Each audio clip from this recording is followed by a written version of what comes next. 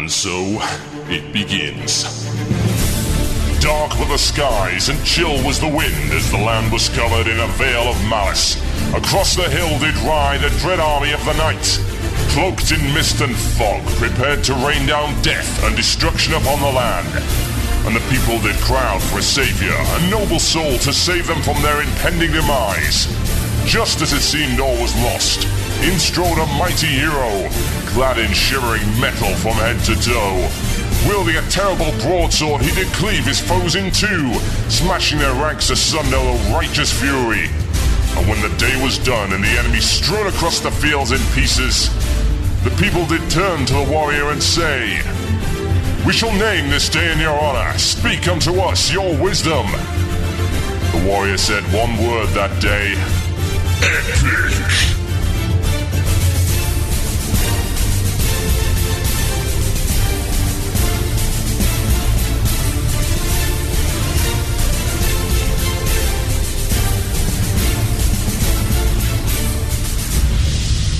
One man, one murloc, one giant angry badger. This is Blue Plz. It begins now.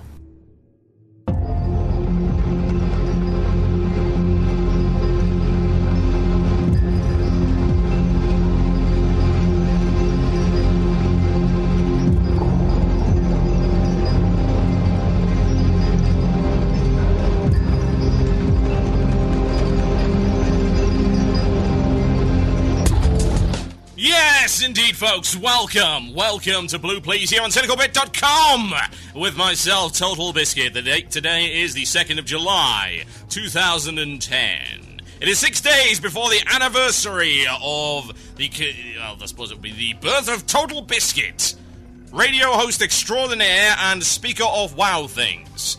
Yes, indeed. 26 years. Wasted! Ah, God, I need to do something more worthwhile with my time, man. Learn some kind of skill. Oh well, never mind. I'll have to do with Arcane Mage. I suppose that's some kind of CV-worthy ability. So, TotalBiscuit, what kind of skills can you bring to the corporation? Well, I'm really good at pressing 22223. Actually, I'll say, without a shadow of a doubt, that I am the best at doing so. Yes, indeed. What have I got coming up for you in the show today? Wow! I can finally say it! I'm going to have to get away from the mic for this because I'm going to make it clip. So, I'm going to move backwards. One second. There we go. All the way back here. I was in the alpha! Best Brian Blessed impression right here on the show. Oh, it feels so good to say that. Oh, been sitting here for 2 months not being able to say that. Oh. Well. Beta's gone live. You might have noticed I've been doing a few beta videos. Yes, indeed. YouTube.com/TotalHalibut. Lot more coming. Awful lot. In fact, if Premiere hadn't eaten my 4 hours of work, then I would have a Goblin video for you by the end of the day. But, you know what I'm going to do? I am going to do it after the show. Yes, indeed. No rest for the wicked. Making up for the penitence of making so many people on the internet cry. Ah, yes, right. What could come in for the show today? Emails and other things. Yes. Email themurloc@gmail.com. That is themurloc@gmail.com. I am going to do a Cataclysm Q&A towards the end of the show. Anything. Yes, indeed. Anything you want to ask about Cataclysm, you can ask. I'll be taking emails, PMs, tweets, carrier pigeons, some kind of crazy demon summons that spell out letters in the sky. All of those are good, although one of them is more expensive than the others. It's gonna happen. Yes, indeed. So I will give you all of the answers I can give you. And if I can't answer it, I'll go in game and I'll do it. I wanted to give you a video stream. I really did, but my ISP is awful.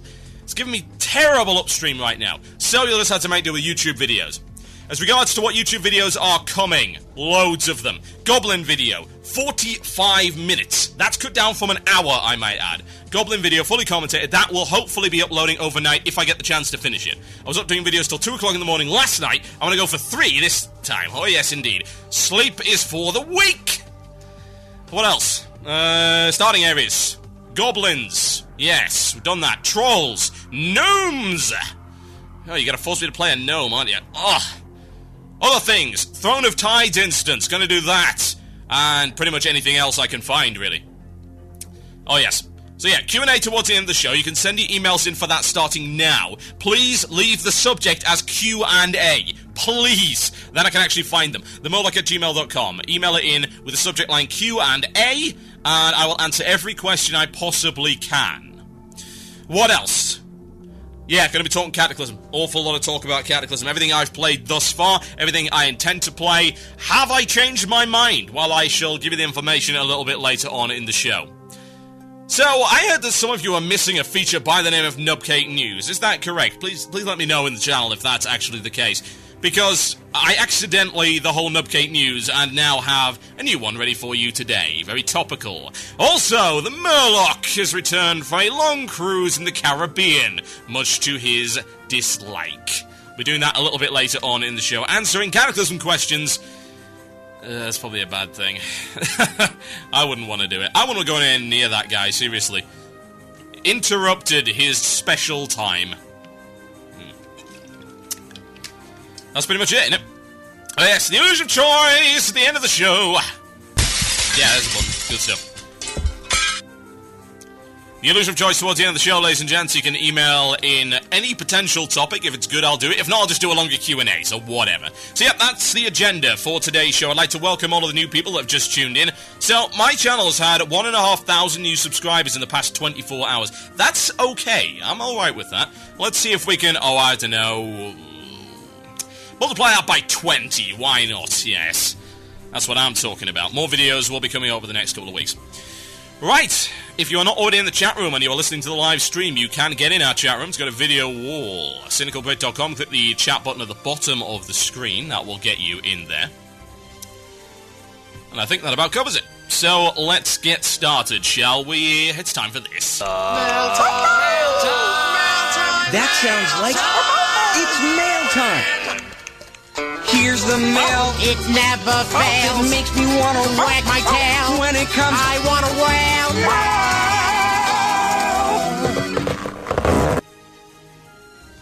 Yes, indeed, ladies and gentlemen, it is, in fact, the illusion of choice. Okay, so, let's start with this one. Hello, TotalBiscuit. I wish to remain anonymous. I'd like to know what your opinion is on guild hopping. What I mean by this, when a player reaches level 80 and starts to get decent gear, they join a decent guild. Well, that's a bit of a fantasy. Most of them join terrible guilds, but hey, there you go. Now, what they do is they join the decent guild, and they get the gear score and all that good stuff, and they progress with the guild, obtaining better loot as the guild progresses, until one day the player decides this guild isn't good enough for him, and applies to more prestigious guilds, and up the ladder he goes. I know from a guild officer standpoint, this is a negative thing to do. I left my last guild because they were barely able to put together 10-man for ICC. I'm now at a 25-man guild that just recently killed Lich King in normal mode, but when I left my 10-man failing guild, I received very negative comments towards my actions. The sad thing about this is, when I feel like I've outgrown my current guild, I'll apply to an even better guild, and so on and so forth. Is this acceptable behaviour? Okay. Yes. An undoubted, unqualified yes. Here's why. At the end of the day, you pay a subscription fee. Now, I don't like to break this one out, honestly, because it's an argument that I absolutely hate. I pay my subscription fee, I can do whatever the hell I please. Not really, because of course you've got the enjoyment of other people to bear in mind, but the thing is this, where does that line stop? Where is the cutoff point for caring about other people within a video game? You know, obviously I'd always say that, you know, you care about people in real life and help people out where you can, and that makes a pleasant world for everybody, blah, blah, blah, happy kittens and fluffy things. However, what about a video game? Where does the line end? Okay, so, to me, if you spec subpar and you group with people, then you're dragging down the rest of the group. And that's a bad thing. If you do stupid crap in a group, then you're dragging down the others there as well. That's a bad thing. However, we're talking about the idea that you are in a guild that cannot do what you personally want to achieve, ergo you join a better guild. Let's apply it to real life, shall we? would you and should you, if given an option, stay in a job that does not provide you with the job satisfaction you want, does not give you the pay grade that you want and possibly need, and you are not happy with? Would you stay there simply because it would be inconvenient for the job to find you another employee? Would you? I wouldn't. If I had the option to move to a different guild, I would, without a shadow of a doubt, do it. I've done it many times, in fact.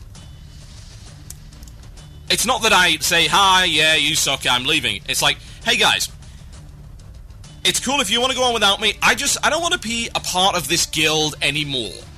Because it's not getting me where I personally want to go. And that's a bad thing.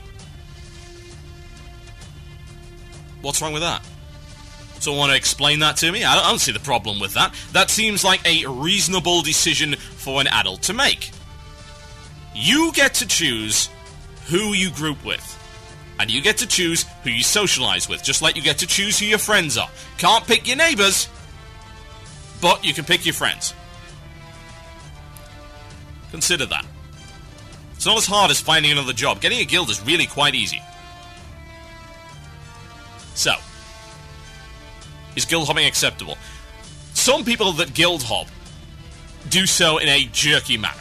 You know, we've seen people, they take loot and just leave, that kind of thing.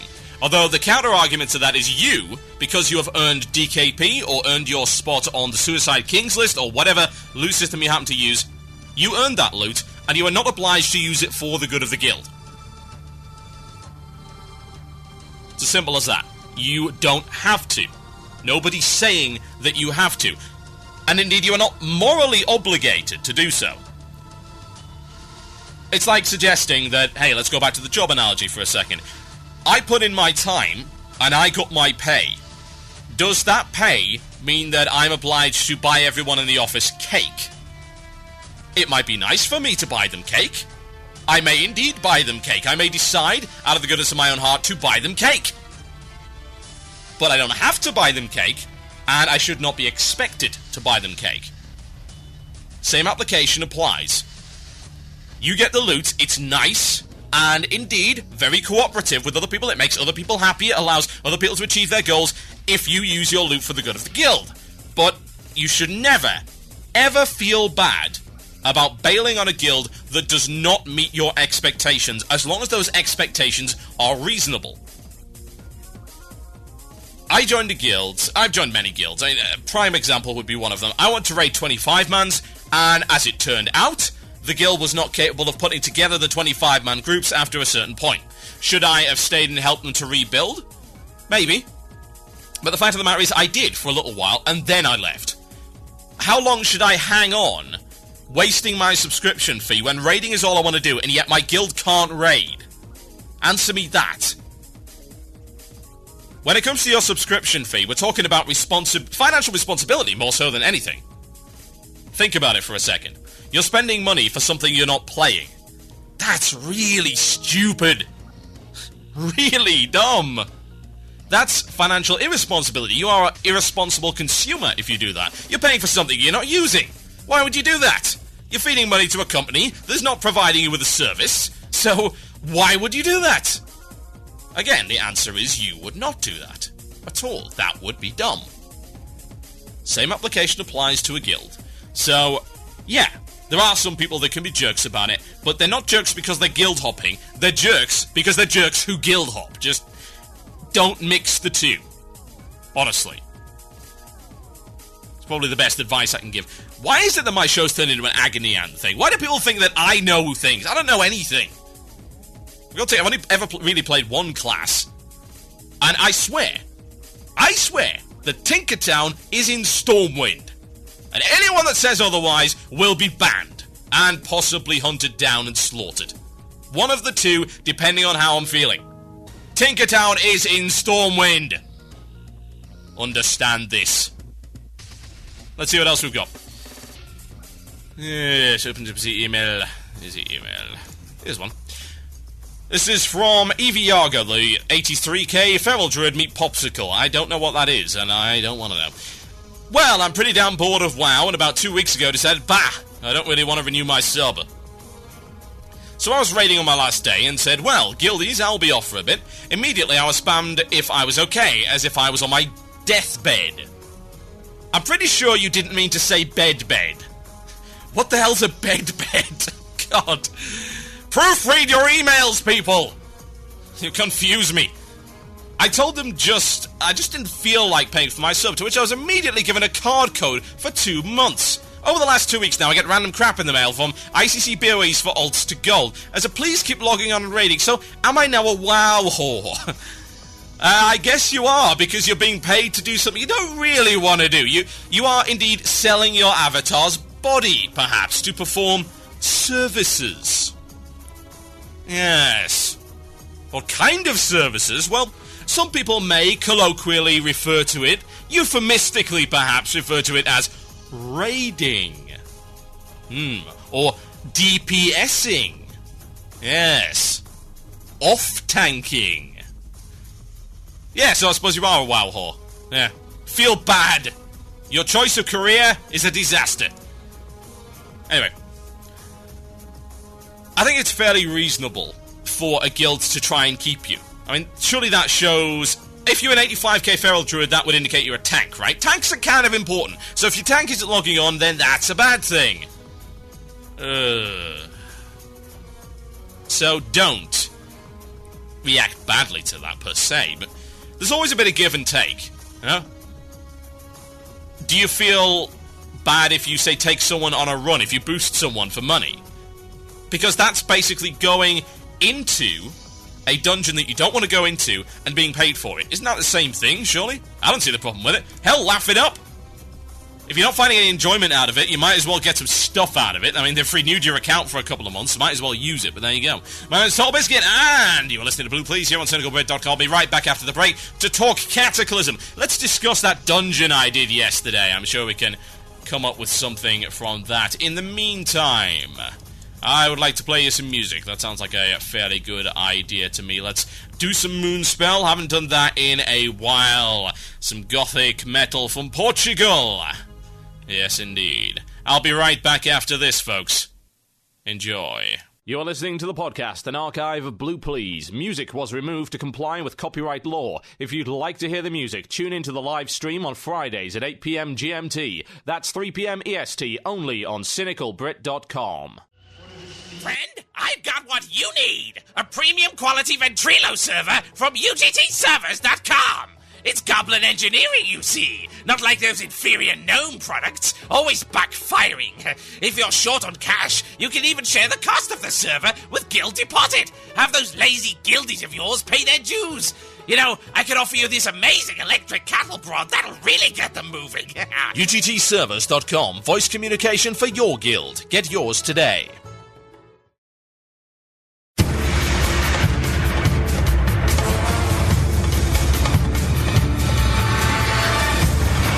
Yes, indeed, folks, you're listening to Blue Plz here on CynicalBrit.com with myself, TotalBiscuit. Okay, so we're going to talk about Cataclysm. We'll talk about what I've played of it thus far. And this section's going to be talking about instances specifically. Now, I've only managed to get into one of them, because the other one is kind of broken. Yes, indeed. It's a little bit screwed up, the Throne of Tides specifically. As far as I'm aware, there are only 2 instances currently available in Wrath, and the rest are still in implementation. Bear in mind, you might call this a beta, but this is a rough beta. This has only just got out of alpha, and it was fairly rough then. Oh, okay, seriously, fairly rough? What are you talking about? It was a disgrace! It was so very bad. They haven't even fixed the whole festival thing yet, so you got random braziers floating in the sky. It's pretty pro. Oh, whatever.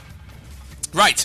So, I'm going to talk to you a little bit about the Blackrock Caverns and what I think they mean, hopefully, for the future of raiding. Now, the next build is supposed to have Deep Home in it, so I'm told. So, I'll be in there as quickly as humanly possible.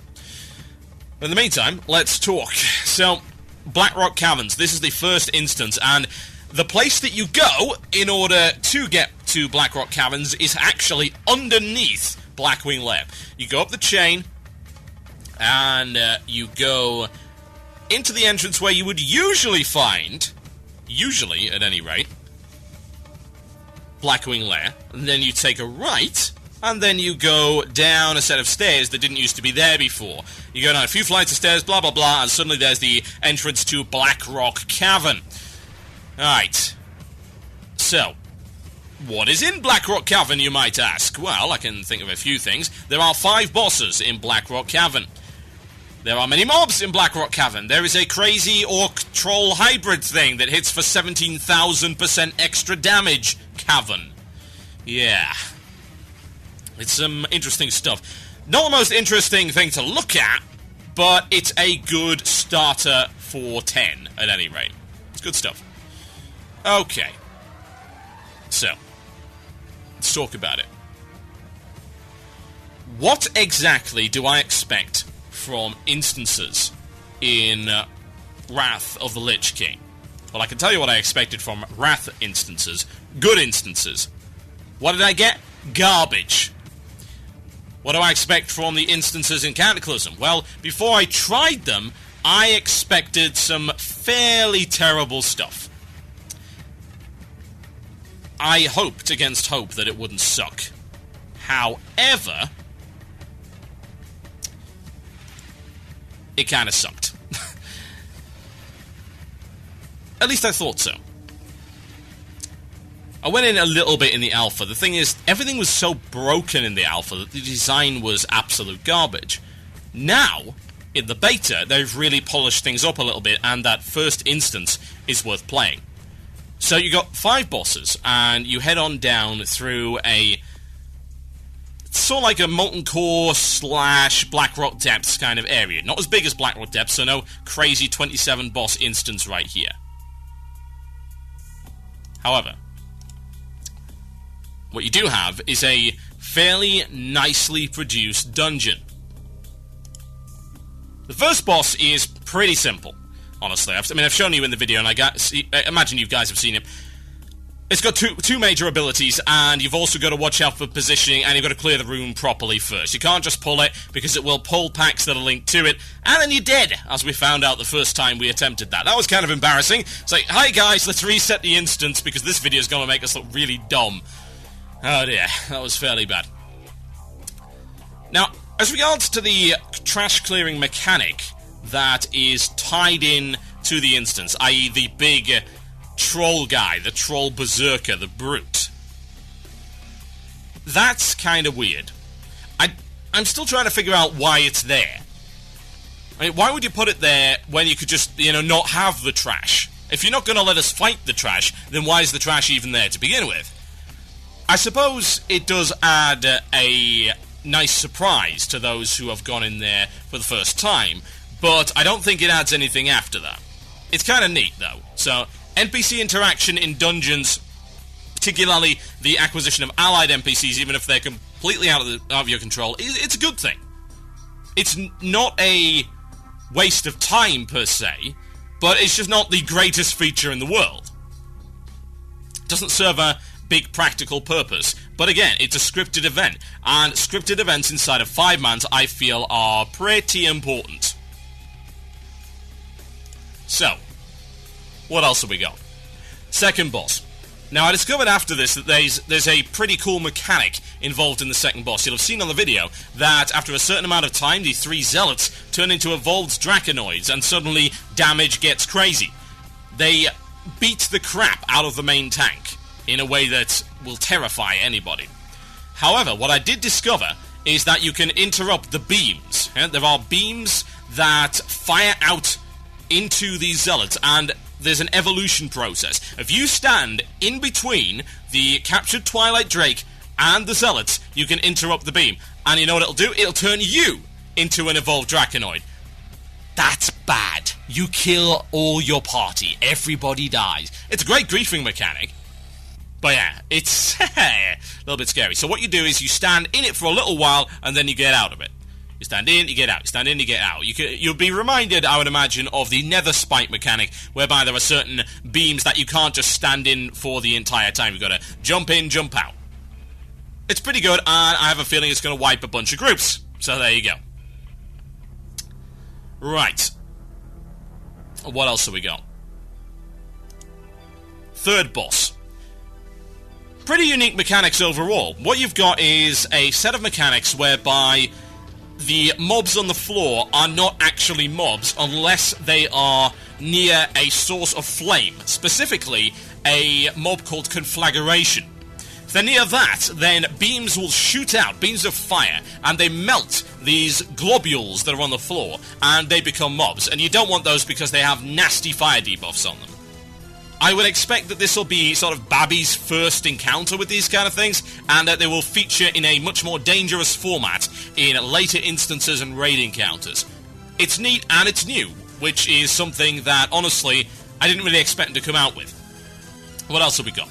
Well, we've got the boss in question. You have to actually move the boss into a brazier in the middle of the room in order to melt a set of armor. So, think very much sort of Hydros, where you've got to move the boss in order to make sure that you don't die horribly. It's not quite the same thing, but it's about as close as I can get to it. It's a neat mechanic, and again, it's gonna wipe new groups, and that's good. It really is. That's exactly what you want. Because by the time your guys get there, by the time your new players get up to level 80, they should be expected to understand basic dungeon mechanics. And you know where they're going to get them? Well, I don't know. Maybe all the other dungeons that they should be running? Of course, the looking for dungeon system will help. The remodeling of a lot of the dungeons will help. The better loot system and the better questing system, that will help. It will get people into dungeons early. It will get them weaned on the basic mechanics. By the time we get to something tough, oh look, they suddenly know what they're doing. Wonderful, isn't it? Absolutely wonderful. That sounds like a very good thing indeed. Fourth boss. Kind of a gimmick. But what I did find out is if you actually kill Runty, i.e. the little pop at the back, before you kill the beast, or indeed the beauty, as we call it, it will go berserk and one-shot you. So again, just a little bit of a gimmick mechanic there. It doesn't pose any genuine threat. And again, neither do those damn puppies. Can we stop being told to slaughter... I don't know, it makes me feel bad. Ugh. I can't deal with it, folks. I cannot deal with it. And of course, the final boss, whereby kiting makes its glorious and, quite frankly, overdue return. For a first instance, that is a very strong entry. Let's compare it to the first instances of the other expansions. Well, we can have a look at Burning Crusade. First instance in there, what do we got? We got Ramparts. It was alright, it was pretty good. Not the best instance I've ever seen, but it's okay. What else do we have? Rather the Lich King, we had Utgard Keep. Garbage. Absolute, complete, and total garbage. It really was. It was a bad instance overall. I remember running it with the Wild Radio guys. When we got into the beta, we made a video of that, and we're just nonplussed. I mean, there were a couple of things that were kind of crazy and neat, like when we wiped and like when there was fire. But aside from that, it is a really dull instance. It is not difficult at all. This instance has a number of different and unusual mechanics that I think are going to really excite some people. What really excites me is the potential for genuine, challenging heroic modes from this. Now this comes entirely down to what Blizzard decides to do with heroic. They have claimed that they will make heroic modes heroic again for 5-mans. God, I hope so. Oh, God, I hope so. Because heroics in Wrath of the Lich King have been an absolute nightmare in terms of how easy they are, how boring they are, what an AoE face roll. Absolutely dis-frickin-graceful. Across the board, no doubt about that. Not impressed. Not impressed by that. What about comparing them to TBC 5-mans? For what I've seen thus far, we're looking at instances that are at least comparable, if not better. They're taking the TBC route, as in, they are not scared of making dungeons that have more than 4 bosses. They're not scared of making dungeons that take longer than 15 minutes. And hopefully they are not scared of making those heroic modes really dangerous and heroic again. I saw the potential. I really did. You've got trash packs that we could deal with, but if you just buff them up a little bit in heroic mode, they would actually require real CC and real coordination. You got bosses that have unique mechanics that could go really crazy. Here's an example. The third boss, the one where you have to melt that armor. While he's in the brazier, you take stacking fire damage. On heroic mode, triple that damage. Make it so that your tank has got to be completely on the ball and time things absolutely perfectly. Maybe add another mechanic, make it even more interesting. When he's got that armor up, make him hit 300% harder. As in, oh god, it's going to kill the tank in about 2 seconds flat unless you get it in there.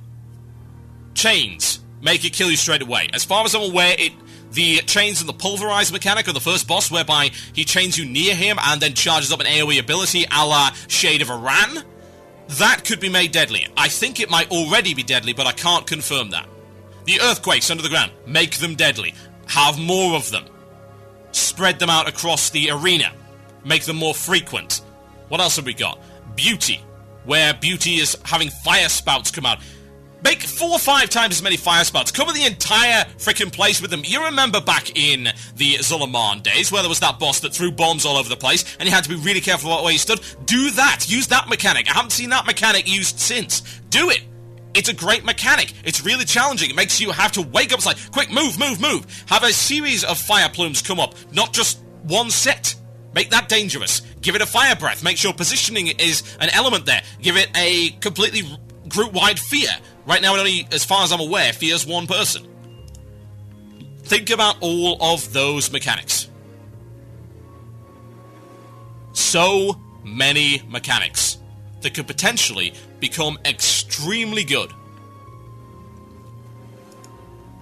What else? Well, the last boss. How would you make that heroic? Well, there are so many different ways. As well as adding new mechanics and abilities, the boss's adds that you have to kite, instead of just having a stacking healing debuff, why don't they apply a stacking damage debuff as well? So, if your kiter fails, your kiter, dead. Completely toast. Maybe give it a couple of seconds to pick up, considering the fact that he will swap position and you've got to grab the aggro as quickly as possible. So many possibilities. It's fertile ground, ladies and gentlemen. It is ready for Blizzard to hopefully sow a bountiful harvest of good content. But it really does lie in Blizzard's court. It depends entirely on what their design philosophy is. If you wanted me to give you an optimistic prediction, then based on what I've seen thus far, Blizzard is going down that route. They're giving you reasonably challenging normal modes and challenging heroic 5-man modes. That should be heartening to everybody in this room. And if it's not, I would have to ask you, why exactly? Why are you listening to my show again? Why is that? If you didn't already think that way. And for God's sake, I should have driven you off by now if you don't. My name's TotalBiscuit. You're listening to Blue Plz here on CynicalBrit.com. I think it's about time for some Nubcake news. Enjoy.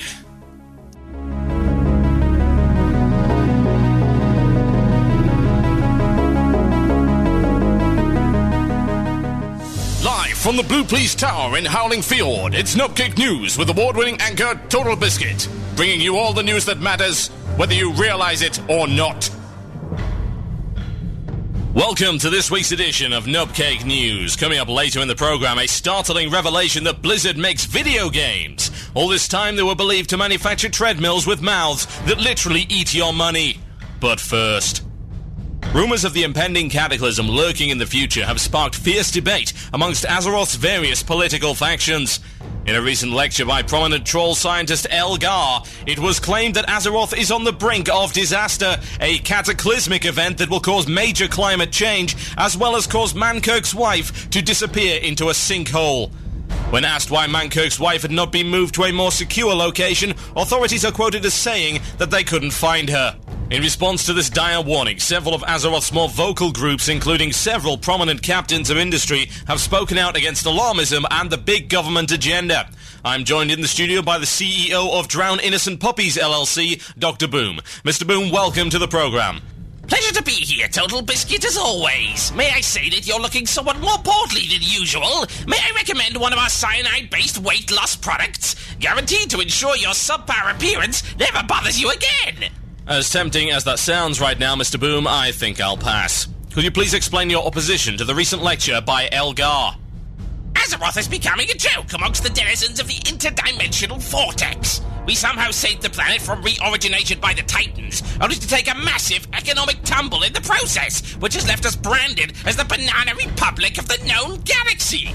Azeroth needs progress. It does not need pointless scare tactics by an ex-politician whose agenda is geared towards more pointless government regulation. I mean, come on! Would you really trust the government to handle anything these days? Variant Rid seems to believe every problem can be solved by hitting it hard enough. Thrall is too busy whispering sweet nothings in the ear of that blonde arcade strumpet, and if what I hear is true, the Horde is about to appoint a bloodthirsty maniac who could barely string a sentence together as its head of state! The last thing we want is to put more power into the hands of this incompetent, bumbling statesman.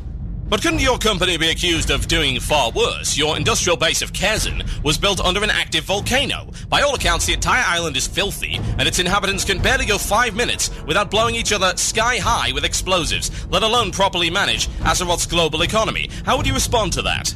I'll have you know that our company scientists are the best in the business, and they have assured us beyond a shadow of a doubt that absolutely nothing could possibly go wrong on the island of Kazan. The volcano is not scheduled to erupt for another 50,000 years at least, give or take a few eons, and as regards to that so-called filth, that is Drown Innocent Puppies LLC premium grade industrial waste. Patent pending. Here, I brought you a sample.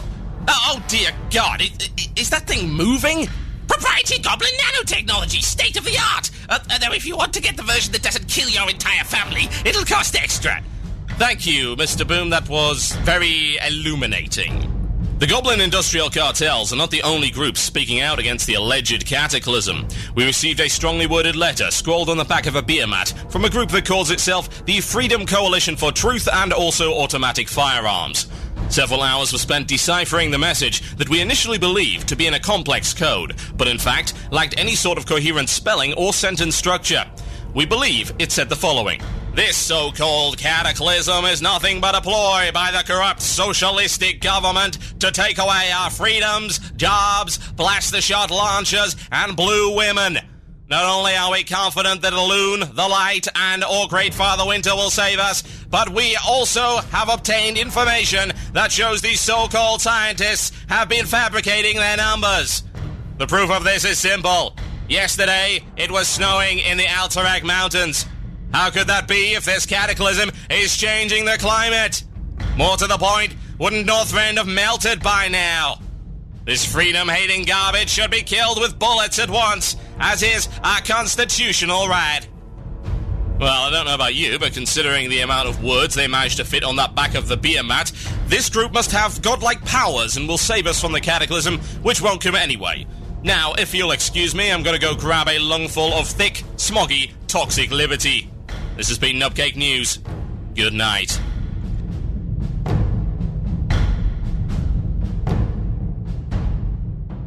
You are listening to the podcast, an archive of Blue Plz. Music was removed to comply with copyright law. If you'd like to hear the music, tune into the live stream on Fridays at 8 p.m. GMT. That's 3 p.m. EST, only on cynicalbrit.com.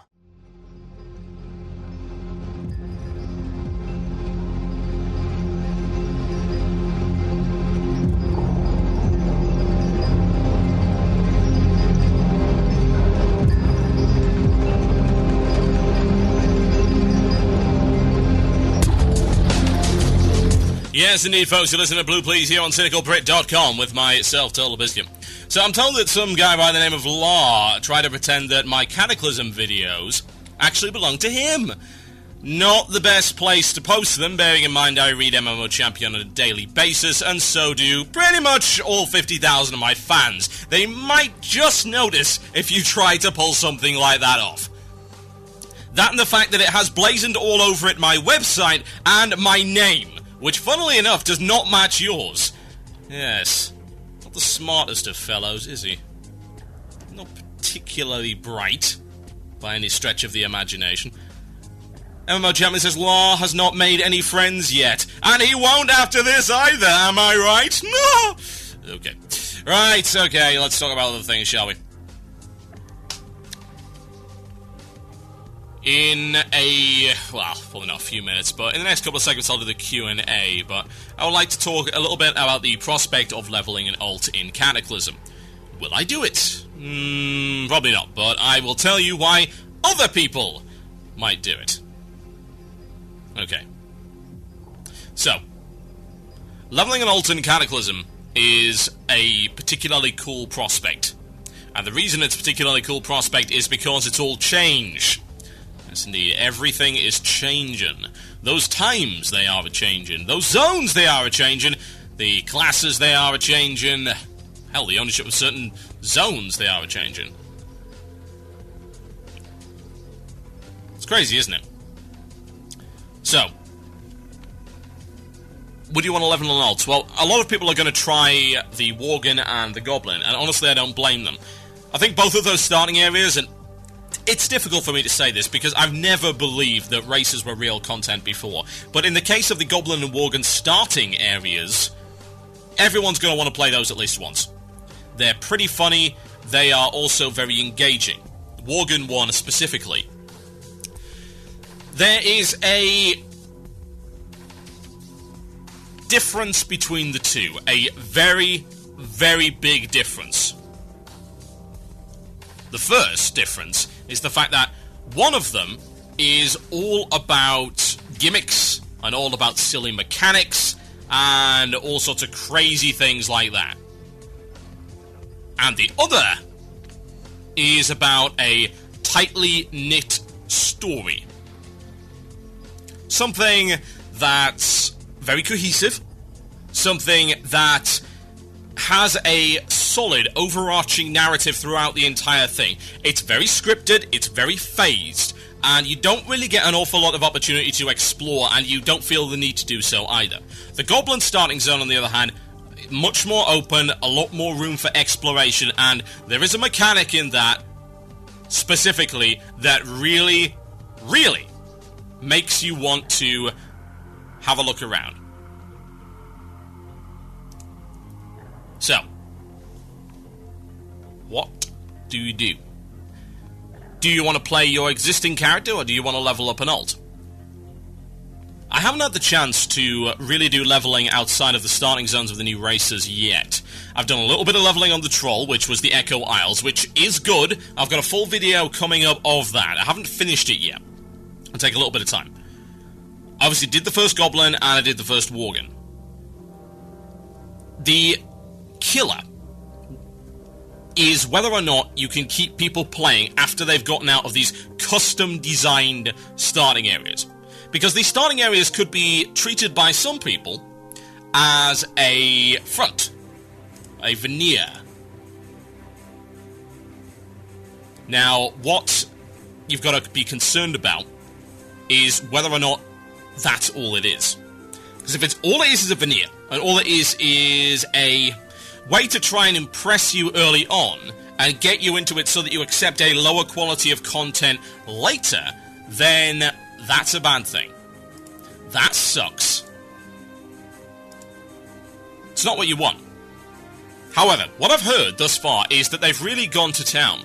Red Ridge, for instance, not known as the most entertaining of places, is apparently now really, really great indeed.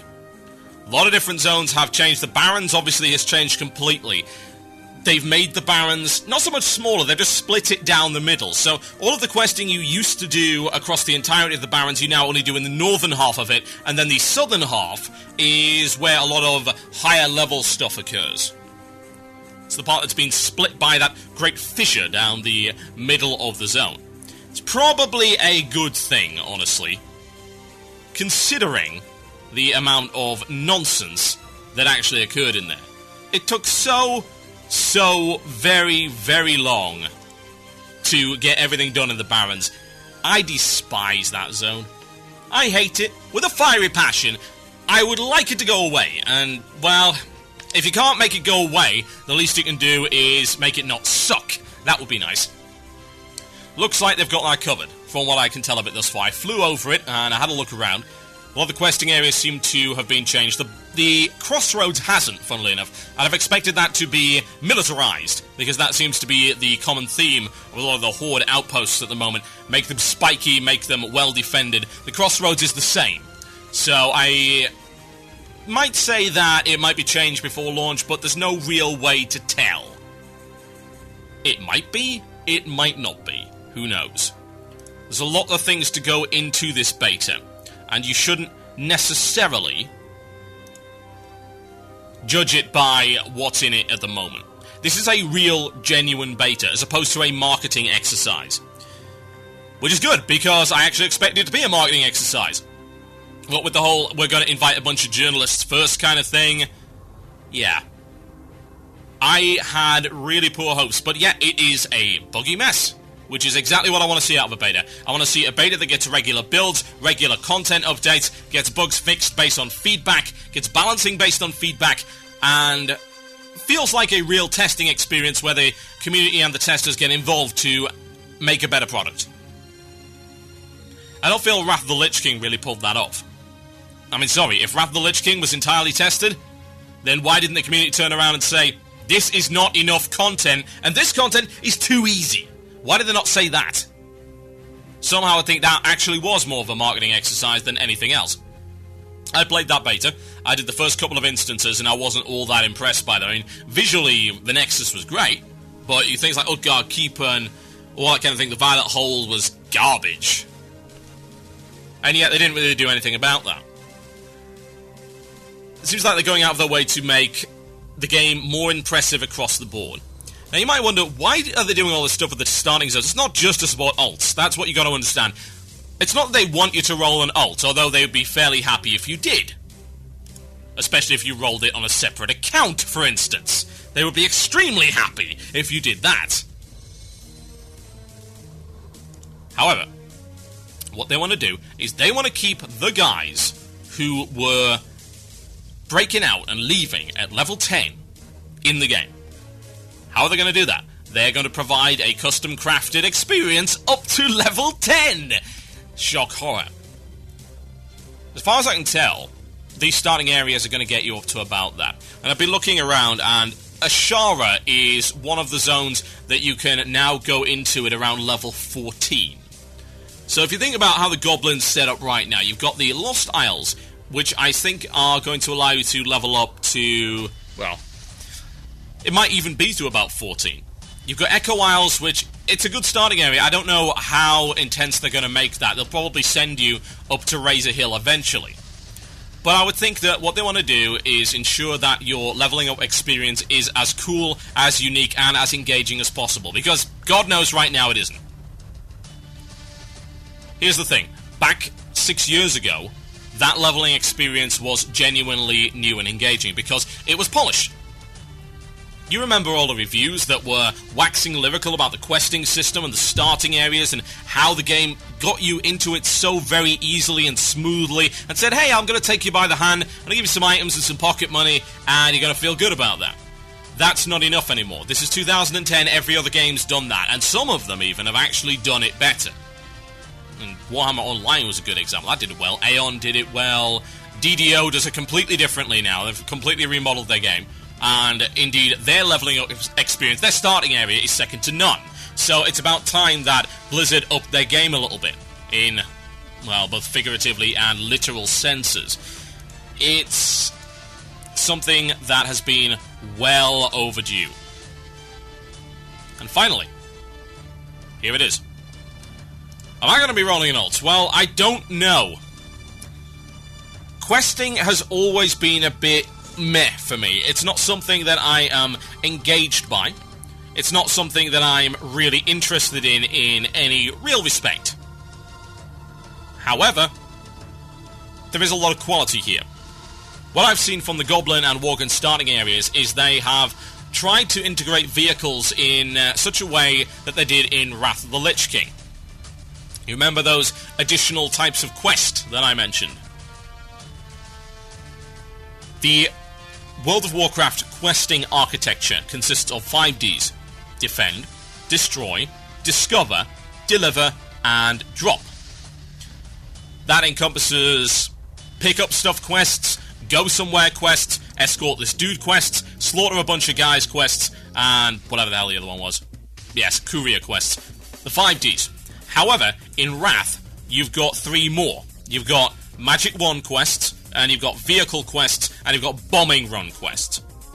Vehicle quests encompass a wide variety of different things. They don't necessarily have you in a vehicle. If you remember the mind controlling, those various one-person bosses, they were vehicle quests. You were mind controlling and using special abilities on a vehicle bar of different creatures.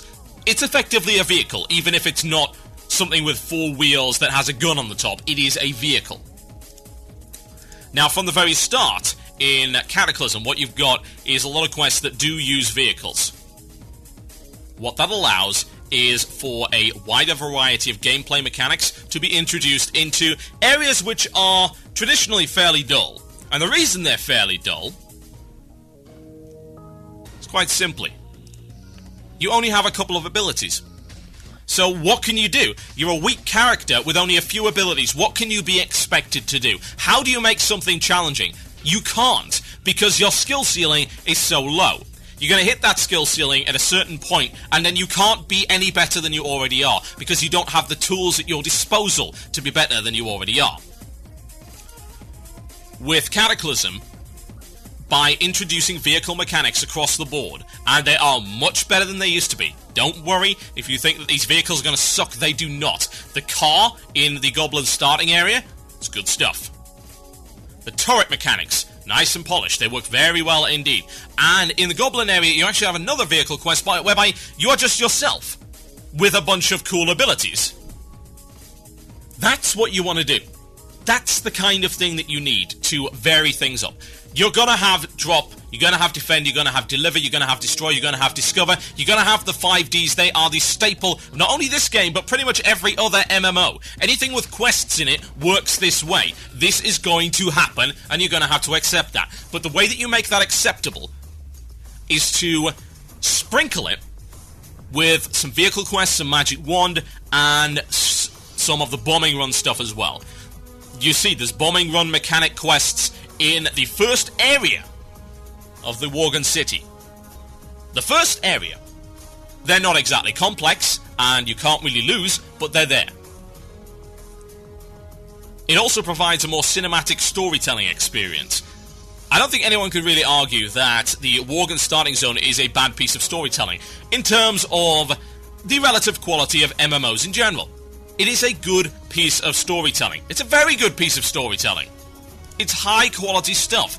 It's well tied together. Makes perfect sense. Conclusion, ladies and gentlemen. If they pull this off, I might actually level an alt. It's one thing I didn't mention. Phasing. Phasing is being used everywhere. Redridge has a massive phased event. Big deal. Redridge! And Redridge was one of the most boring questing zones I could ever possibly imagine. And yet, it has phasing events in it. That makes it interesting. The storytelling completely changed. It's got a real sense of Alliance versus Horde again. Thank God the Care Bear days, ladies and gentlemen, are over, thanks to Cataclysm. I accept our new glorious Overlord Garrosh Hellscream and any orders which require me to stab an elf in the face. I am totally cool with that. And if I get to set a Worgen on fire while I do so, then so much the better. So, viva la Cataclysm questing, ladies and gents. You're gonna have some fun with it. My name is TotalBiscuit. You're listening to Blue Plz here on cynicalbit.com. I am gonna be back right after this, and we're gonna do the Cataclysm Q&A. And then we might do some Murloc. What does that sound like to you? Yes, indeed. What can we play? Well, considering the state of the channel right now, the name of this track, well, the band is called Soilwork.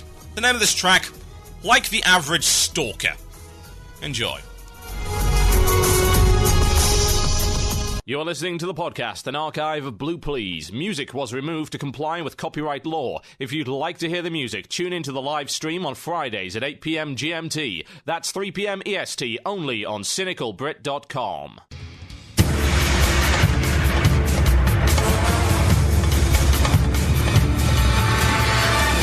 Ladies and gentlemen, you're listening to Blue Plz here on CynicalBrit.com. In the Cynical chat room with 120% of your recommended daily allowance of creepy bastards. Oh god. I'm glad I'm not reading most of this chat because I would probably vomit. Right, let's get on with it, shall we? Cataclysm Q&A, ladies and gentlemen. You can send in your questions to me via the chat room, or via email, or via Twitter, or via carrier pigeon, or whatever the hell you please. Indeed, you can send one of your many stalkers over here to deliver it in person, as long as he brings beer and a box of chocolates. At which point, I'll be okay with that. I can deal. Okay, let's go to the email box, shall we? Now, I need to load up Cataclysm first, just to make sure... If you ask me any questions that I don't know, I'm going to go into Cataclysm and try and find them out. So you've got a couple of minutes to get some extra questions in, if you like, while I get all of this fired up and good to go. Now, where is my password? Don't use my usual. Let me get all of this sorted out. God, that is a lot of questions. Wow, okay. This is going to be interesting. This could take a while. Oh well, it's all good. I'll let myself in for it. I'm sure I'll be fine. Okay, password, there we go. I wish I could stream this, but I'm afraid I cannot. I'm sorry, my internet is so terrible today. Log in, you heathen machine. There we go. Okay. Log on to my mage, so at least I can teleport around and answer questions if need be. Right, let's have a look in the email box and see what we have. Starting off right here. This is from KK Velen. Could you please explain the mastery system a little more? I ask this because almost every piece of gear that dropped in Blackrock has mastery rating. Explain as well if you can. Right, the mastery system I can explain. No problem. Shouldn't be too much of an issue there. Now let me just fire up the game and I'll give you an example of mage masteries. Masteries are based on talents. So, the further you go down in a talent tree, the more benefit you get in specific areas. So, it will give you bonuses that are appropriate. It can reward you for investing a lot in one tree. But, on the flip side, sometimes you want to be dealing with multiple masteries. So, you would like a certain number of benefits. Okay. I'm in, so let me give you some examples.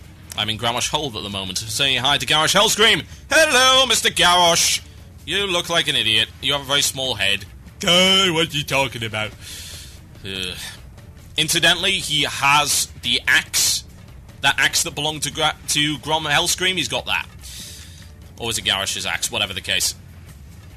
Yeah, he's got that. Okay, right. Let's have a look at the talents. So, here's my masteries right now. Mastery. Mage. Arcane Masteries. Increases all spell damage you deal by a percentage, grants a percentage of spell haste, and increases all spell damage done by up to a percentage based on the amount of mana the mage has unspent. That's the masteries for the Arcane, and I've got an awful lot of that. So, I've got 8% extra spell damage, I've got 8% extra haste, and I'm what's called a Mana Adept, and the rating for that is 12. So I believe that's 12% of my unspent mana becomes spell damage. And if that's the case, that's ridiculous. Seriously, completely ridiculous. Now, Fire Masteries. I wish I could show you, but I'm not spec'd into fire. But yeah, there's a number of different things available. That's basically what Masteries actually are. Actually, hey, I've got secondary talent tree. Okay, I can activate Masteries. Right, okay, let's activate Masteries for fire. So I'm going to pick random fire stuff. It won't let me do it for some reason. Why won't it do that? Activate these talents. Okay, switching over to my fire, and I'll just throw some stuff in there, and I can show you what the fire masteries are.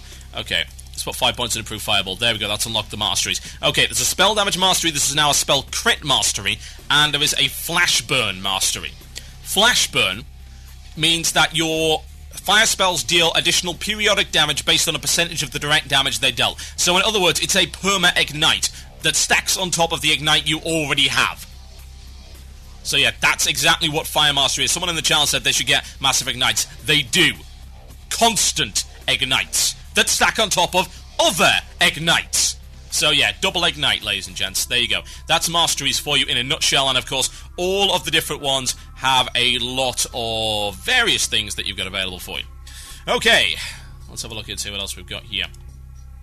Due to a screenshot I recently had the joyous viewing of, I noticed the bridge was complete. The question is, due to you mentioning phasing in this area, do you feel the bridge is going to end up destroyed once again?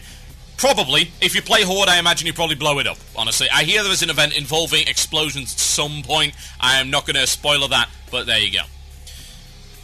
That's an illusion of choice. We'll deal with that later on. What else have we got? I was wondering what you thought of the Troll Druid forms. I thought Cat form was good, but Bear form was just silly looking. I haven't actually seen them. So, let me look at that. Troll Druid forms. Troll Druid forms. Let's see if there's an actual link. Does MMO Champion have this? Alpha ones. There we go. There's a YouTube video of it. I haven't seen these as of yet because I haven't rolled my Troll Druid. I've been very busy. Okay. Let's have a look and see what there is. Troll Druid. Worgen Bear. We don't care about Worgen Bear. Worgen Bear. The worst thing. No. Worgen Cat. We don't care about that either. Give Troll. Okay, that's the best thing. I'm sorry. Look at that. These are the best. Worgen and Troll Druid forms. The Troll Druid form is exactly what I want. It's basically a Warpletinker form. Give or take. Near enough. Troll Bear form, not so sure. We'll have a quick look at that as well.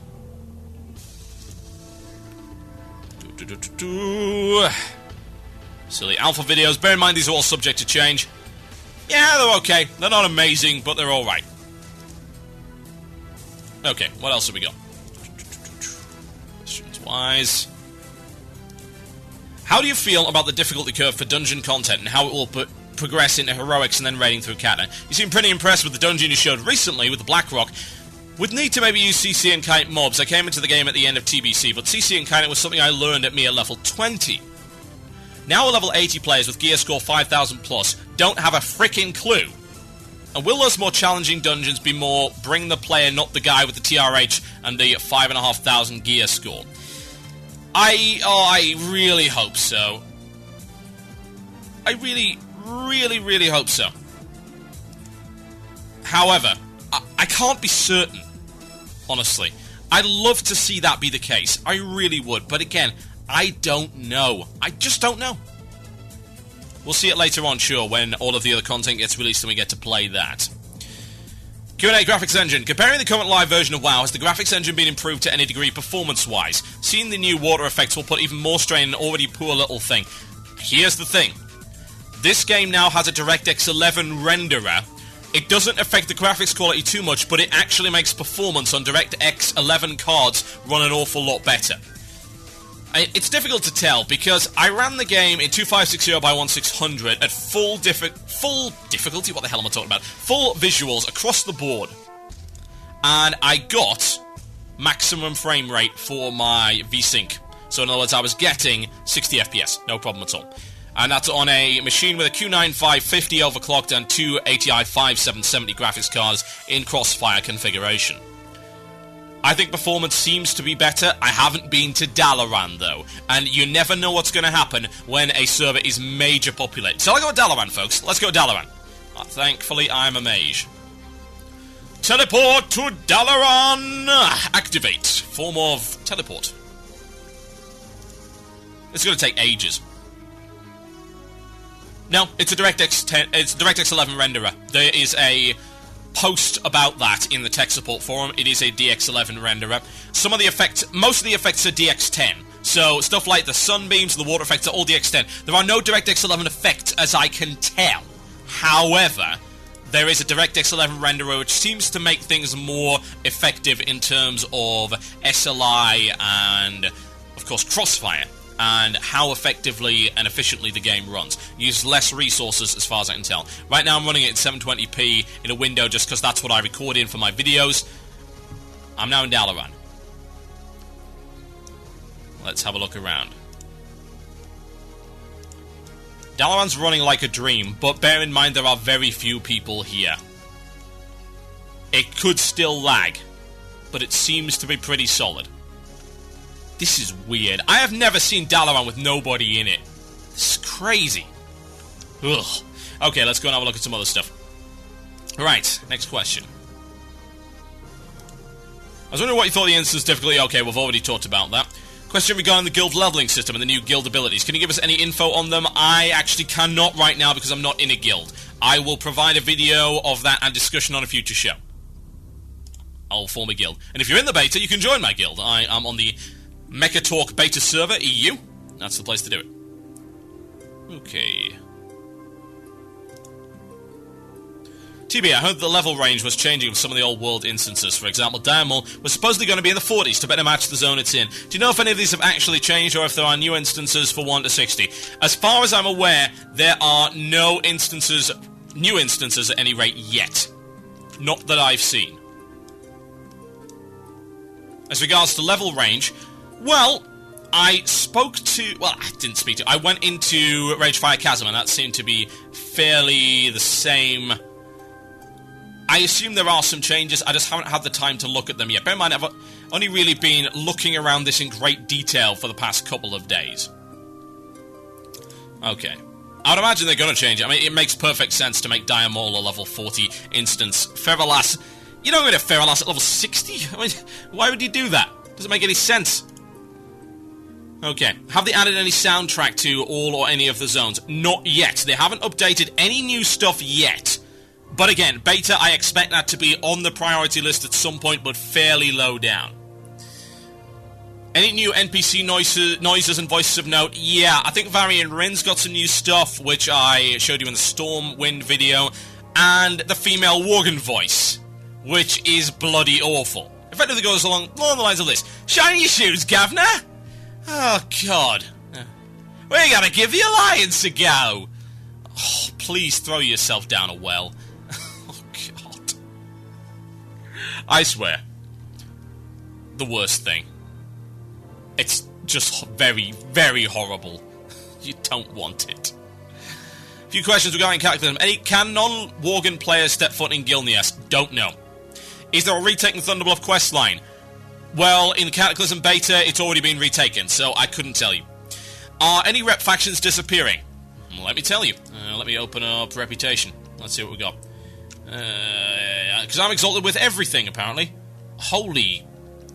Yeah, they are. They're all gone. Literally. I don't know if that's deliberate. Maybe it's because this copied character hasn't discovered them yet. But the only ones I've got all of the Horde factions and nothing else. And I've also got the Frostwolf clan Horde forces. It may be that you've got to go meet them, because these copied characters maybe don't have that. But hey. Okay. I assume they've probably taken out some of the rubbish stuff, Ravenholt and all that nonsense. You don't need that. What happened to Princess Moira since we last saw her in Blackrock Depths? Don't know, haven't been there. Did they open up Old Ironforge? Also, don't know. Not yet. I'll give you a video of that in future, and I'll go into Ironforge. Apparently Ironforge hasn't been changed all that much, so I've been told. Okay. From your recollection as one troll to another, do we get some goddamn respect in Cataclysm? Yeah. You want to know where you get it from? New troll zone. Let me log in. Let me create, right now, a new troll character. And I'll tell you just a little bit about the Echo Isle starting zone. I wish I could show it to you. I'll do it in a future video. Again, internet is screwed up. Not a lot I can do about that, I'm afraid. Okay. Create a new troll mage. Blue Plz. Enter world. Trolls now have a brand new cinematic, incidentally.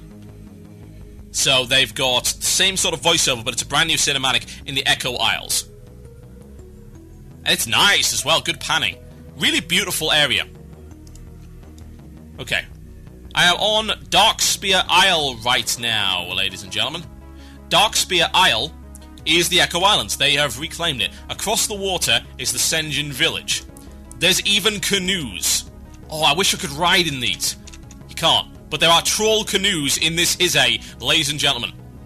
Okay, let's go in here. Let's pick up a quest. Jinthalar. Go into the Darkspear training grounds. So the entirety of the Echo Isles is now a starting area, and so is Senjin Village. A lot of quests in here.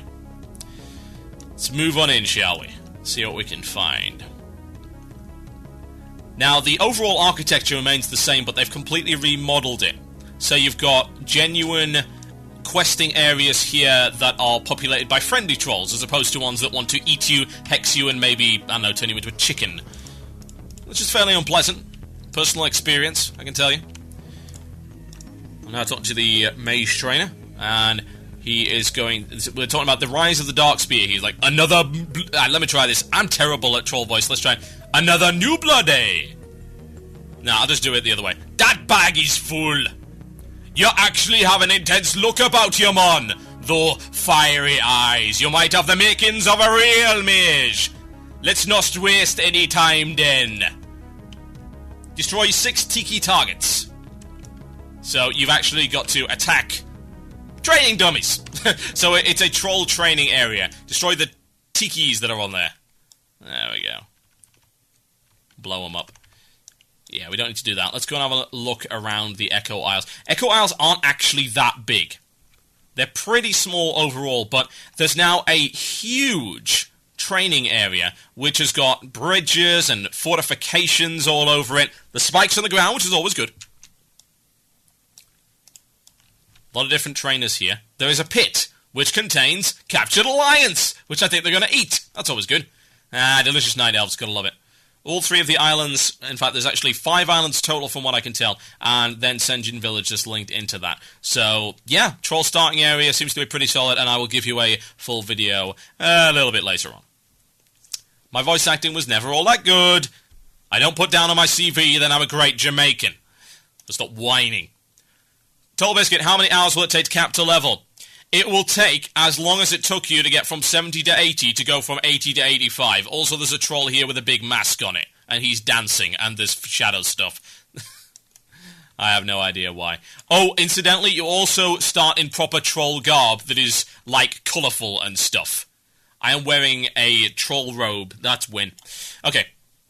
So, yeah, that's what I've been told. This is being confirmed by Cat Hunter from Blizzard. 80 to 85 will take you as long as 70 to 80 did. What else have we got? Is there any particular reason why the Goblin video will be longer than the Worgen video? That's because the Goblin area is a lot more open and there's a lot more downtime running about. Worgen starting area. Like I say, it's very restrictive. It's very well tied together. You do what it tells you to do. In the Goblin starting area, there are actually places to ride around and explore. If you like that, cool. If you don't, you'll be really into the more directed approach of the Worgen starting area. That's why that video is going to be longer. It took me about 28 minutes to beat the Worgen area. I could very easily do it in about 25 or so. However, the Goblin area took me about an hour. And it could take you longer because there are places I did not explore. There's a lot of crazy stuff going on there. That's the reason why there's a difference. Okay, what else have we got? Messages coming in right here. Can trolls be warlocks now? Yes, they can. Yep, trolls can be warlocks. Hey, TB, are there any new central hubs with city portals, or is it still Dalaran? I believe there are some city portals in the main cities, but not all that many. I did see a few. To be honest, I'm a mage, so I don't pay any attention to that kind of thing. What do you reckon the conversion rate between int and spell power is now that spell power has to be int? Well, I can probably tell you that. Let's have a look. Intelligence, intellect. Well, let's have a look. Spell power. It's actually not telling me, funnily enough. It's weird. Let me log on to my main and I can probably give you an answer to that. I have a feeling that this alt is not giving me what I need. But yes, I've got people lorgasming over it. It's like, they can't be warlocks, why not? They have the voodoo, damn it. Da voodoo. Yes, indeed. The voodoo can also bring demons. Voodoo demons, yes, indeed. Oh, God. It seems my background music's cut off. I've been talking for far too long. Let's kick it back into high gear, shall we? Where is it? There we go.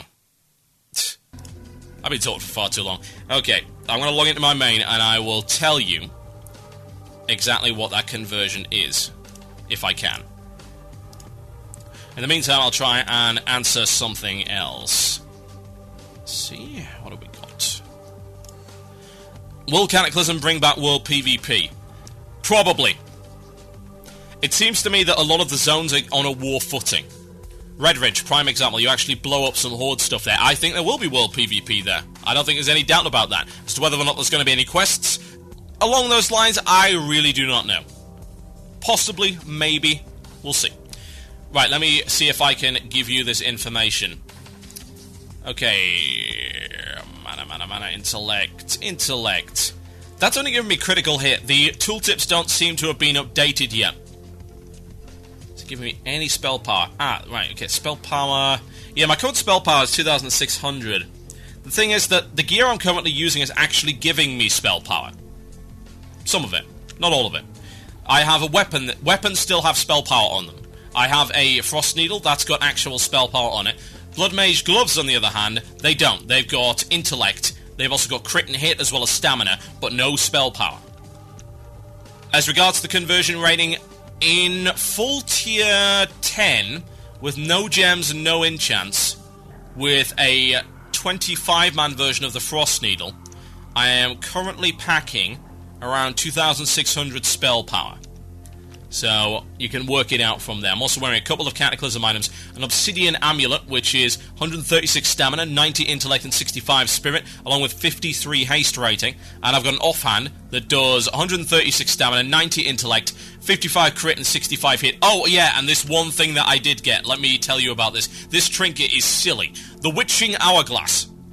153 Intellect. Equip. Your harmful spells have a chance to strike your enemy, dealing 1,168 to 1,752 shadow damage. So it's sick int, 6 spell damage, and hey look! Random shadow bolts out of nowhere. That's pretty wonderful. Okay, what else have we got? What have they done for Worgen DKs? Not an awful lot from what I can tell. They're just DKs. They seem to be pretty good. They've got a bunch of kind of neat spell power. Spell power, what the hell am I talking about? They've got a bunch of neat passives, and they've got that run ability, which is going to be quite nice in PvP, I would think. Okay. What else have we got? Check out this chat right. Yep. Have you tried any of the new available race class combinations? If you have, what are your impressions of the special starter quests? Well, I only tried Worgen. I didn't try Troll Druid. I don't really have an impression of it as of yet. But we'll see. Incidentally, that trinket is actually item level 279. No, you can't stream my video right now because my internet is broken. You're going to have to deal with it. My apologies. It's not even my fault. I don't know why I should be apologizing for it, but hey. What else we got? Let's see what I got over Twitter. Quite a few. Yeah. I think I've answered all of these, actually. These are repeats. Okay. That, I think, about covers it then. And we are rapidly running out of time for the show.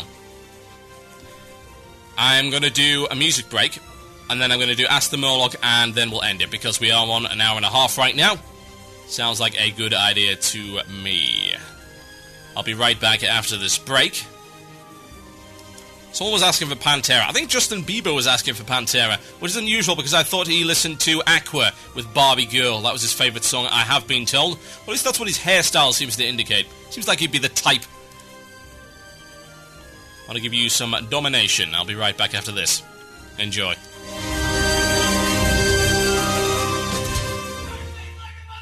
You're listening to the podcast, an archive of Blue Plz. Music was removed to comply with copyright law. If you'd like to hear the music, tune into the live stream on Fridays at 8 p.m. GMT. That's 3 p.m. EST, only on cynicalbrit.com.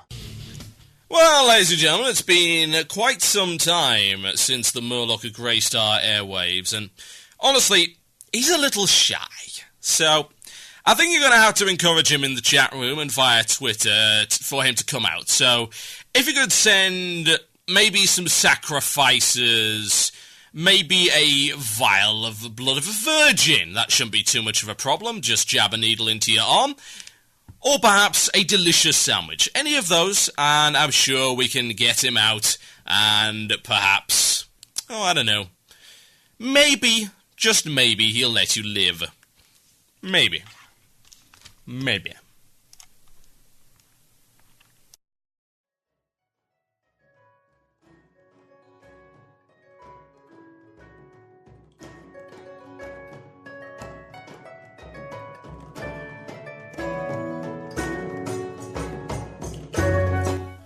I don't care if you think it's impractical. I demand an effective long-range delivery system for swarms of bees. Some kind of railgun will do. The price matters not. Find a way to make it happen, or I can guarantee you'll break out in hives. Oh, it's you. Ugh. Didn't I retire? I'm fairly sure I did. Farnsworth, did I retire? No? I just took an extended vacation? I have to provide advice to the miserable peasants again? Oh, dear Lord, why? What do you mean God has forsaken me because I threatened to eat him? That was years ago! You can't think that he actually remembers that. What about omnipotence, poppycock? Fine. Just try to not drag any of your filth onto the rugs, and I'll entertain myself with how stupid you are. What have we got here? Let's have a look at this. What does it say? Yes. Dear Murloc, I am confused and cannot think for myself. So, I would like to know which race I should pick in Cataclysm. Well, obviously you should roll the brand new race, the Murloc. Yes, indeed, the Murloc has been granted his proper place in society and World of Warcraft and is now an entire race into and of himself. The racials are the ability to blow up every peasant within 300 yards, as well as an astonishing activatable by the name of Deathwing Owes Me a Bloody Favour, capable of annihilating entire cities, but not before running off with all your pickles. Flame-grilled gnome, such a delicacy, so tender, so sweet. You, on the other hand, are disgusting, and it would take hours for the cooks to clean the layers of grime off your horrendously stringy carcass. What else have you got for me? Please tell me that you have something worthwhile. Yes, here we go. Dear Murloc, what is the state of raiding in Cataclysm? Will we be once again challenged by these epic encounters? By the looks of you, you've been challenged by a colouring book, you disgraceful prole. Let me have a look at this so-called video wall. Yes, this new technology that the Murloc does not understand because it's not worthy of his time. Hey, look at the peasants we have in this channel. We have a man, some kind of man, with what appear to be dreadlocks and a bush on his head. And he tends to dance around. It's very confusing. He also likes the animes. How cute. Oh, it's that pop sensation Justin Bieber. I've always wanted to take a big bite out of that man's face. Yes, indeed. Strawberry milk. Did their mummy bring that to you, Mr. Justin Bieber? I'm sure. Well, I had your mother. With potatoes and delicious gravy. Aha! What kind of a name is Andrew 081987? How unoriginal can you get? Did you even engage your brain before you decided to put in that name? Random numbers? Is that the best you can do, you disgraceful peasant? Court, could you look any more apathetic? You'll never accomplish anything in life with a face like that, sitting around staring at the wall like, well, I felt like I wanted to get out of bed today. Oh, you disgust me.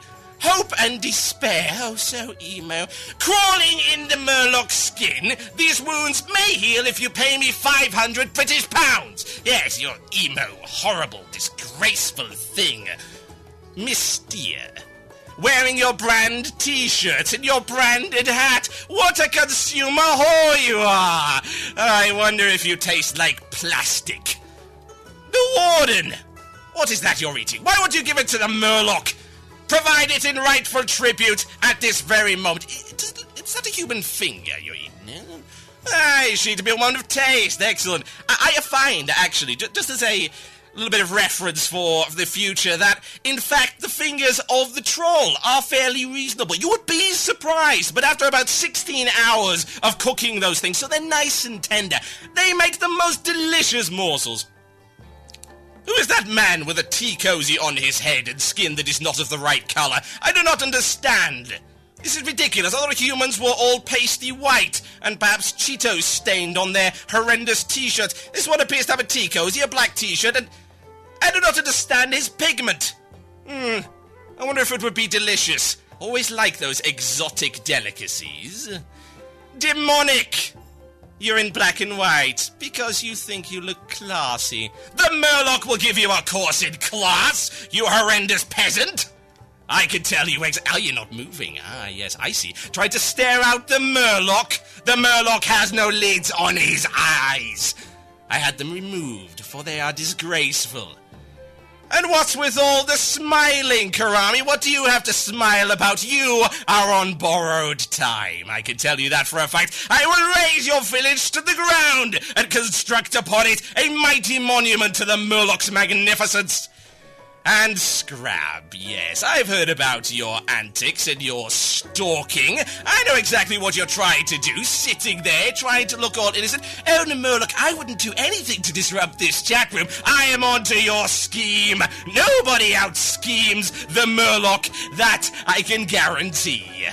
Yes, indeed. If you are not careful, you shall find yourself on the Murloc's dinner platter, and I can guarantee that only one of us will be eating. Now get out of my house, you filthy peasants! Why did I even let you in here? I cannot, for the life of me, understand that. Disgraceful. So disgraceful that I ran out of background music. The Murloc must always have a soundtrack. Just leave before I find a new delivery method for these bees. Ha!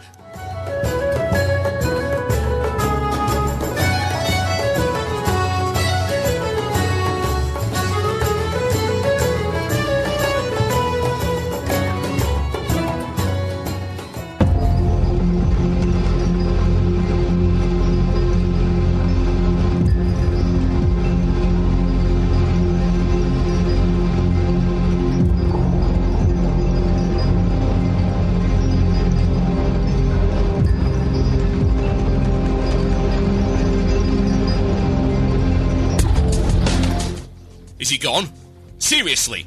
That guy stole my watch. I thought he was a millionaire. He ran off with it. I couldn't even catch him. How does a Murloc even run out when he doesn't have any legs? I can't even figure out how it happened. Seriously, I was bamboozled. It was a hijinks, a heist, a disgraceful larceny.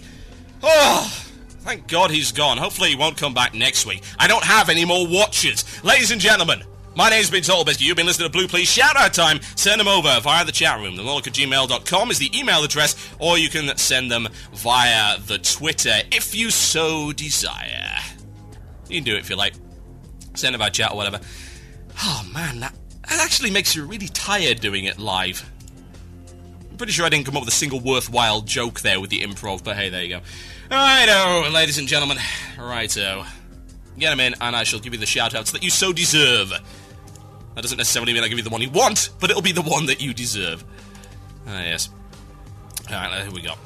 Can we sacrifice B-Drone? No, you may not sacrifice B-Drone! Even though my respect for him has been somewhat lowered by the presence of Animu in his room, you cannot sacrifice the B-Drone. We'd never have any amusement in this damn channel. You certainly don't get any from this show. Nitro Gliss, I'd like a shout out to Danny, who don't know how to play a rogue and die at every pull. Isn't that like 99% of rogues? What else have we got? Yes, indeed. Man, I'm exhausted. A shout out to me for making StarCraft 2 maps for no apparent reason. While I wait for the beta to come back, Ollie, a shout down at. What does that even mean? A shout to me for my things. That's very good. A shout to Scrab for surviving the horrors that is men on the intertubes. I have a feeling that any woman that puts themselves on cam is already more than capable of dealing with how crazy creepy you guys can be. Dear God. I've actually got not one but 3 in the room right now. They've managed to survive your nonsense for another week. If we find them hanging from the rafters via a electrical cable by Saturday, I'm not gonna be pleased. This is supposed to be a cosmopolitan show. I'm supposed to look popular. Sometimes I even have people of the opposite sex in the channel. It's crazy, I know. I have to maintain the illusion. Don't break it. A shout out to Tarek for helping me with hosting a LAN party. That's from Tarek. A shout out to the chat room and the live listeners. That's from Miss Steer. A shout out to My Little Pony. That's from Ollie. Love the people on the cam. Yes, T Cozy Head. Yes, you do. Shout out to Angelo for wiping it. Yeah, he did. He wasn't responsible for that. That's from Onin. And a shout out to playing Record of Agarest War instead of WoW, even though the game is kind of broken, aka hard to kill Midas without the DLC item. I must point out that you bought a game which was marketed entirely on the size of the anime girl's breasts, so congratulations for that one. What have we got on the Twitter? What have we got on the email? Shout out to the people in the chat for being so comical, yourself, good sir, for a great show, and myself for completing Sabadon's Coat of Arms album on Insane in Beat Hazard, which is 75% off on Steam, so go buy it right now. Shout out to Hargrim of Balzanar EU and his guild members in the Dragonfell tribe from Lay of the Shatar server on the EU side. And a shout out to us, Stephen Luton, for going on an epic holiday to Ballycastle for not 1, but 2, but 3 days. And shout out to you for going to Bloodstock Fest. That's some Steves. Yeah, it's going to be good stuff. Looking forward to that. Got anything on Twitter? A few. Yes, indeed.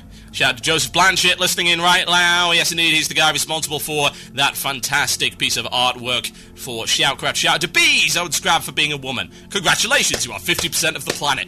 And to Wraith on Dragonblight EU, that is from Conker87, you creepy bastard. A shout out to Dorm and his horrible internet. What about a shout out to my horrible internet? God. Oh dear. Right, ladies and gents, I think I am about done, but I will give Sephiric a shout-out because he's crying about it. I'll give Gemini a shout-out to Phoenicia on Emeris EU. And play through Crawl Through Knives. No! Crawl Through Knives is a bad song. If I'm going to play some In Flames, I'll play some good one. Okay. I'm done. Thank you very much for listening to Blue Plz. I've got more Cataclysm videos coming up for you. I'm going to take a break, and then I'm going to make new stuff. Yes, indeed. No rest for the wicked. No sleep for the just. Good night.